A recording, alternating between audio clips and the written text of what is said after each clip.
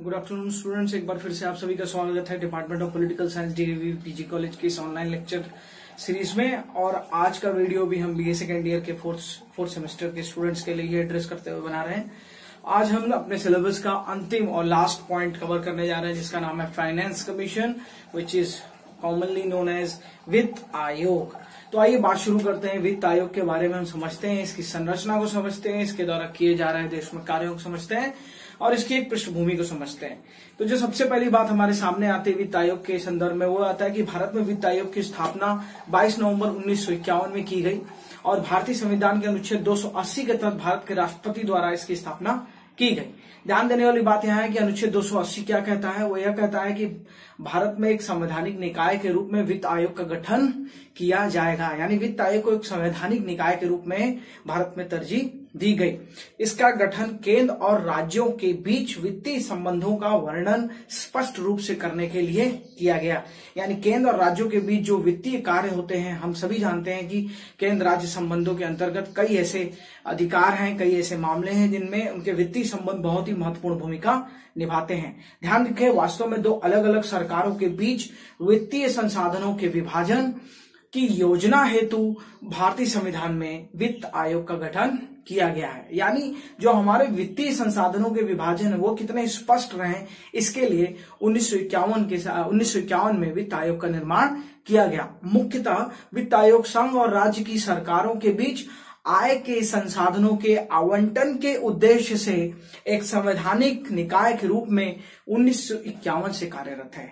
क्या बोला मैंने कि वित्तीय संसाधनों की जो विभाजन है उसकी योजना के उद्देश्य से कार्यरत एक संगठन है, जो कि पिछले कई वर्षों से इस देश में कार्य कुशलता पूर्वक अपने कार्यों को कर रहा है। आगे देखते हैं। जो सबसे इंपॉर्टेंट बात हमें समझनी चाहिए कि वो यह है कि वित्त आयोग प्रत्येक 5 वर्ष के बाद नियुक्त किया जाता है और अब तक कुल 15 वित्त आयोग नियुक्त किए जा चुके हैं। वर्तमान में एनके सिंह, जो कि योजना आयोग के भूतपूर्व सदस्य रहे हैं, वो इसके अध्यक्ष हैं।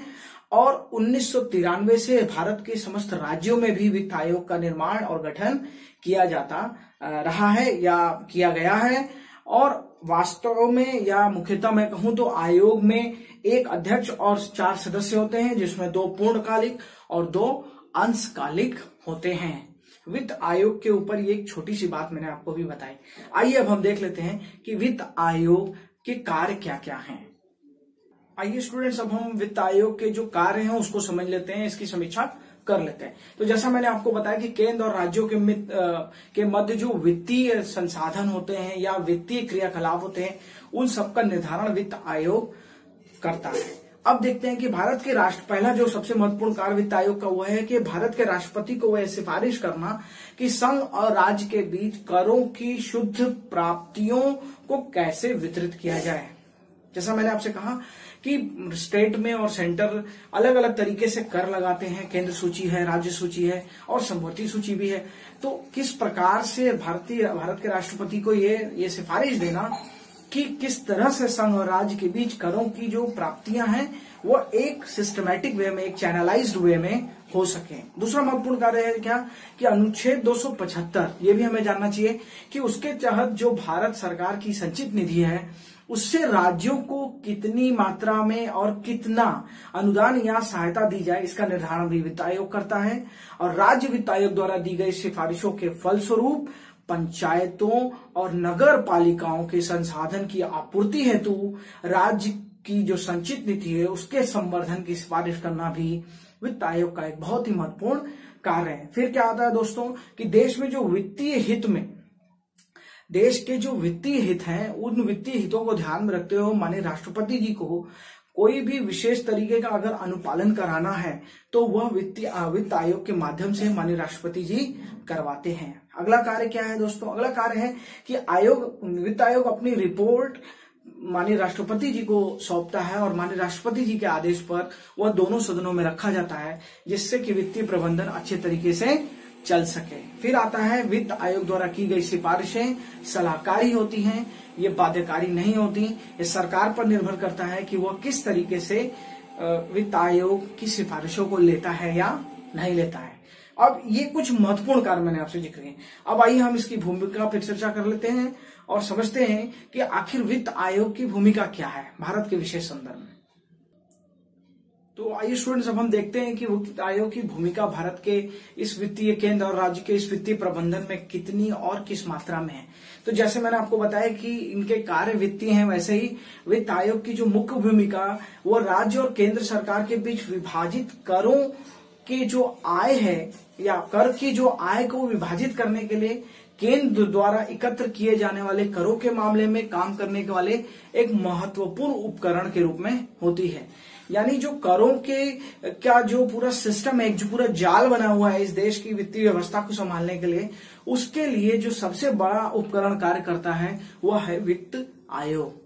और क्या दोस्तों सर देखने को मिलता है कि भारत का वित्त आयोग भारत के समेकित कोष, माने जो भारतीय सरकार का समेकित कोष है, उस कोष से राज्य के राजस्व के अनुदान के संचालन के सिद्धांतों पर भी कार्य करता है। यानी आप ध्यान ये समझे कि जो भारत सरकार का समेकित कोष है उससे राज्य को, जैसा मैंने बताया कि किस मात्रा में अनुदान दिए जाते हैं, ये भी तय करना वित्त आयोग का कार्य होता है। साथ ही साथ आयोग के पास जो ध्वनि वित्त, यानी जो ध्वनि वित्त के हित में राष्ट्रपति द्वारा आयोग से संदर्भित किसी भी मामले पर विचार करने की जिम्मेदारी दी गई है। साथ ही साथ अनुच्छेद 280, जिसकी चर्चा मैंने अभी थोड़ी देर पहले की थी, फिर से कहता हूं कि अनुच्छेद 280 के तहत राष्ट्रपति संसद के प्रत्येक सदन के समक्ष वित्त आयोग की सिफारिशों को व्याख्यात्मक रूप से लागू करता और रखता है, और वित्त आयोग संघ और राज्यों के बीच जो भी आयकर से संबंधित वित्तीय मामले होते हैं उस पर अपनी राय देता है। तो आप समझ सकते हैं कि किस तरह से वित्त आयोग को तमाम ऐसे मुद्दे हैं जिनमें फाइनेंस का जो मुद्दा है वो बहुत ही महत्वपूर्ण मुद्दा है, चाहे वो राज्य सरकारों की बात हो चाहे वो केंद्र सरकारों की बात हो। 1951 से वित्त आयोग अपने कार्य को बड़ी जिम्मेदारी पूर्वक से कर रहा है और ये भारत के वित्तीय प्रबंधन को बहुत अच्छे से देख रहा है। तो ये कुछ बातें थी जो मैंने आपसे डिस्कस की वित्त आयोग के बारे में, और आज के लिए इतना ही। और अगर कोई ऐसा पॉइंट, कोई ऐसा टॉपिक जो आप स्टूडेंट्स को न समझ में आ रहा हो तो भी आप कमेंट बॉक्स में उसे शेयर कर सकते हैं, आप पूछ सकते हैं, उसके ऊपर भी आपको कंटेंट मिल जाएगा या प्रोवाइड करा दिया जाएगा। तो आज के लिए इतना ही, बहुत बहुत धन्यवाद।